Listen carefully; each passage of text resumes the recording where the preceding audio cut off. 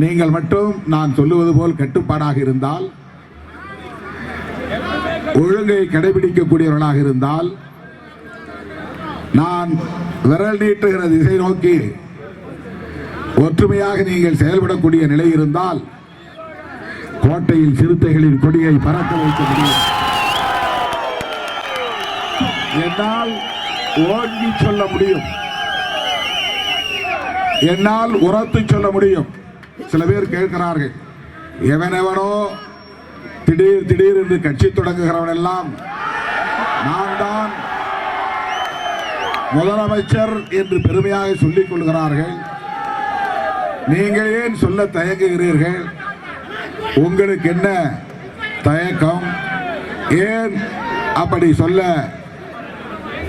மனமில்லை என்றெல்லாம் பத்திரிகையாளர்களின் இடத்திலே பல முறை கேட்டிருக்கிறார்கள். முதலமைச்சர் பதவி என்பது மக்கள் பார்த்து தருகிற ஒன்று. அது ஒரு கட்டளை, அது ஒரு பதவி அல்ல. அதை நாமே நான் தான் அடுத்த முதலமைச்சர் என்று சொல்லிக் கொண்டு தம்பட்டம் அடிப்பதிலே எந்த பெருமையும் இல்லை. விடுதலை சிறுத்தைகள் இல்லாமல் தமிழ்நாட்டு அரசியல் யாராலும் காய் நகர்த்த முடியாது.